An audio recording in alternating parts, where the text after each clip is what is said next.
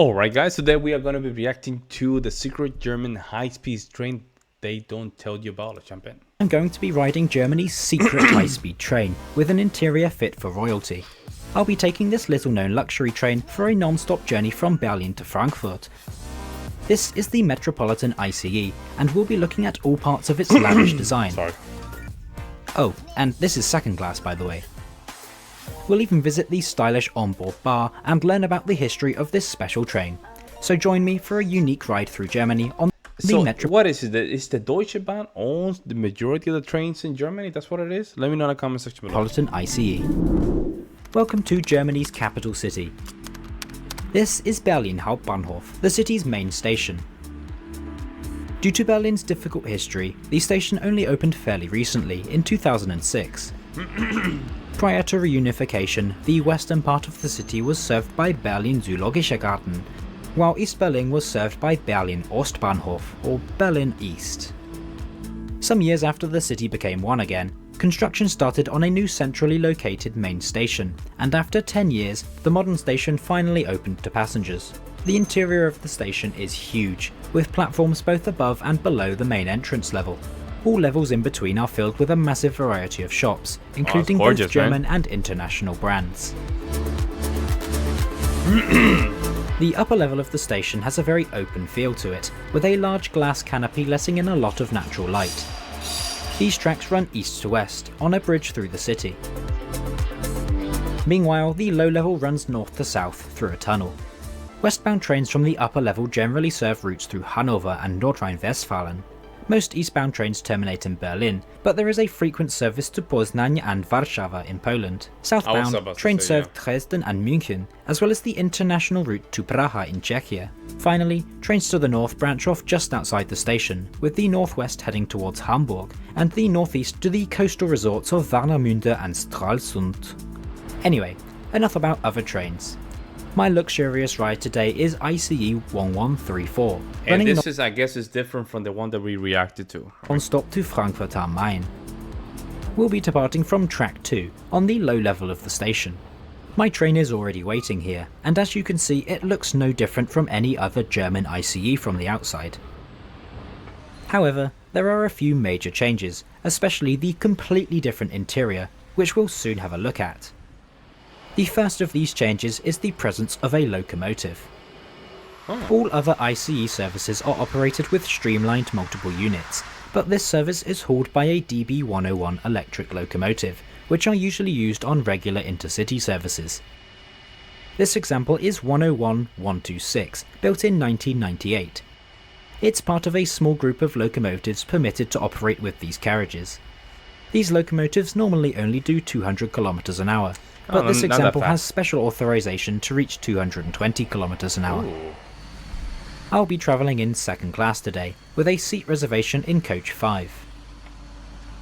This carriage is in a 2+1 seating layout, making it very spacious.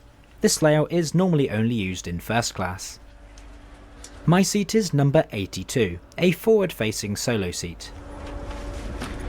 As I booked my ticket directly on the DB website, this one has a more like a golden color site, I can use the comfort check-in feature, which allows me to validate my ticket, removing the need for a manual ticket inspection. Today's route will see us running west along the Berlin to Hanover high-speed route, heading south just before the city. We continue to Würzburg, finally heading west into Frankfurt am Main. The journey is scheduled to take 4 hours and 3 minutes to cover the 586 kilometers, or about 364 miles. We depart from Berlin Hauptbahnhof on time at 07:53, soon surrounded by darkness as we head north out of the station. I'll show you around this train's incredible interior very soon. Man, 4 hours of a nice route, that would be amazing. You just take a nap at that point. Just take a nap with a little podcast in the background. Oh man. We've got another pickup station in Berlin first. This is Berlin Spandau, which serves as an interchange between long-distance trains and S-Bahn commuter routes, as well as other public transport. The station in its current form was constructed in the late 1990s, and with its 6 platforms serves a lot of daily traffic here in the west of the city. From here, we'll run non-stop to Frankfurt, nearly 4 hours without any stops. Immediately after leaving Berlin-Spandau, we join the Berlin to Hanover high-speed railway, allowing us to accelerate up to speed. So this interior is fancy, that much is a fact. But why does this train have such a special design? Our story goes back to 1999, with Deutsche Bahn looking to capture more of the luxury business travel market. For this purpose, they set up the Metropolitan, running between Hamburg and Köln using 2 dedicated luxury train sets, similar to the then brand new ICE2. This train featured first-class seating only, with different categories catered to specific passenger needs, such as working on the go with large tables for meetings, but also a quiet car for sleep or relaxation. There was even a cocktail and espresso bar, which of course fit the train's grand espresso bar. Oh man. interior. Unfortunately, the service was not as popular as first anticipated, and just 2 years after the service begun, modifications were already in place as a desperate attempt to increase ridership. This included the conversion of 2 carriages to second class, but ultimately this was not successful, with the service's failure being blamed on low-cost airlines. Eventually, in 2004, the service was cancelled, with the carriages continuing in service on regular DB trains, with the unique interiors retained. Now you're up to speed, and so is the train. Let's take a look at the interior, starting with the seats. Different. These seats look absolutely fantastic, with sumptuous leather covers and real wooden frames. I'm pleased to report they completely live up to this appearance in comfort too, with good padding and ergonomics. Tucked away under the seat in front of you, it looks slippery. They look slippery. They look like, I don't know, they look kind of slippery. I agree with that. is a single European power socket, Only but one. it can be a bit of a stretch if your power cable is not very long. Also available on the seat in front is a small storage net. Above this is the seat back table, and this is really cool. Deployed with a metal button, the table has a double folding design, allowing you to have a smaller table if you only need to put smaller items on it. The larger position offers a decent size, perfect for getting some work done. For legroom, these trains are very generous. There's loads of space here, ideal for either relaxing or working. There's also a recline button, found on one of the 2 armrests, which further increases the comfort. Oh, and these huge leather and wood armrests, which are well padded themselves, look absolutely fantastic. Much like, man, that is such a great detail. Some of these, especially in the American Airlines, man, they're not putting wooden in their on top of their plastic on the handles, man. It's kind of, you know what I'm saying, kind of uncomfortable. That's a great idea. The rest of the train. We've now been on the move for about 90 minutes and are already in the Hanover area. This station is Lehrte, historically a massive junction in the days of the Kingdom of Hanover. Personally, I think they could do with looking after this station a bit. We briefly pass through the city of Hanover too. There we avoid the centre and instead head south onto the Hanover to Würzburg main line. This station is Hanover Messe Laatzen, built specifically to serve the exhibition centre nearby. During major events, this station also serves long-distance trains in addition to the regular local trains. As the weather takes a turn for the worse, we begin to build speed on the Hanover to Würzburg route. This route has a troubled history and is an impressive piece of infrastructure. As we'll soon see, much of the route is built in hilly conditions, necessitating the construction of 61 tunnels and 10 large bridges. In fact, due to this, the line encountered over 10,000 complaints and was challenged by more than 300 lawsuits. Damn. Construction lasted from 1973 to 1991 as a result. Golly. The line has a length of 327 kilometers and has a top speed of 280 kilometers an hour. Now, I really cannot get over just how incredible this train's interior is, especially considering I only have a second-class ticket.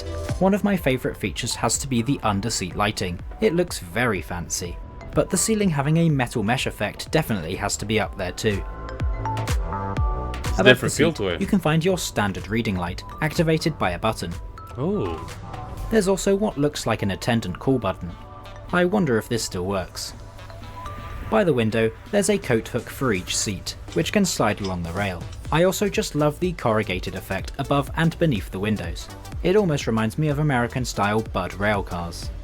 Despite being a non-stop service, there are still a few major stations on our route, such as Göttingen, which usually sees most other ICE trains stop. This is a beautiful station, and with its palm trees out front, it almost looks like it belongs by the Mediterranean. Yeah, they give a different feel to it. The sun also decided to come back out here, so I tried out the adjustable blind, which didn't really block out much light. At this point I was beginning to get fairly hungry, so I decided to head to the bar and grab breakfast. The hot drinks machine was sadly not working, so I just got a butter croissant, served hot for €2.50. Ooh. Not cheap, but it was nice. Anyway, for luggage space, the Metropolitan is equipped with large overhead racks. You can find plenty of additional room beneath the seats, with even more found on the floor at the end of the carriage, though make sure you don't block any doors. The next major station we pass is Kassel Wilhelmshöhe. This is the main station in the city of Kassel, meaning that Kassel Hauptbahnhof is uniquely not the main station here. Our journey continues along the spectacular Hanover to Würzburg high-speed line, as we speed through these picturesque hills across one of the route's many viaducts. We are not too far out of Frankfurt right now, so let's quickly take this opportunity to look around the rest of the train. This is one of the other second-class carriages in a 2+2 seating layout. When the Metropolitan service ended, each set had 2 second-class carriages and 5 first-class, which means that some of the first-class carriages were reclassified as second-class. Through here we have one of the 2 former cocktail and espresso bars on the train. Is that gorgeous, of course, man? I love having 2 that. of these on a 7-carriage train was excessive, so one of these remains closed. Unfortunately, I didn't visit the toilets on this journey. I wonder if they were as fancy as the rest of the interior. Oh, why? Why you didn't go to the toilet, man? That's I was thinking about that. You know that the toilet is what just give it away to see whether or not they're responsible. We're now within the city of Frankfurt, so let's look at how much this secret luxury train cost. For this trip, I bought a one-way second-class ticket, valid only on this specific departure, which also included a journey on local transport in both Berlin and Frankfurt. This cost me €33.90 and Not an bad. additional €4 Not for a bad. seat reservation. I think that this is fantastic value for money when you consider the speed and luxury on this Not non-stop train. Unfortunately, it's time for the bad news. These trains were completely withdrawn from the network at the end of 2021 due to requiring extensive overhauls and a lack of spare parts. Really? For the final run, the train's original Metropolitan branding was reinstated. At the time of editing, the 2 trains are for sale, with their future very much unknown. We're now on the insanely busy approach to Frankfurt am Main Hauptbahnhof, a station so big that DB themselves refer to it as the most important in Germany. That's basically their Manhattan in Germany. The station here has a grand design, with multiple arches sitting above the tracks. We arrive in Frankfurt with just a small delay of 2 minutes. Overall, I really enjoyed this experience on the Metropolitan ICE, which was a Great experience. Great experience. I think hopefully. You know what I noticed about this guy? He's not even hasn't complained about delays so far. Hasn't complained that much, so probably there's not gonna be a lot of delays. Who you never know, right? You never know. But man, it was not bad. But I was expecting a little bit more, meaning more on the food, more about the restroom that he didn't go, and more about he drinking a cappuccino by standing up. That would be kind of nice. But he said that it was closed; they were not serving it. But let me know what you guys think in the comment section below. Do you guys like this train? Do you guys think it's trash? I would love to hear you guys' opinion. You guys' opinions are very important. Make sure you like to subscribe, guys. Make sure you like to subscribe. I'll see you next one.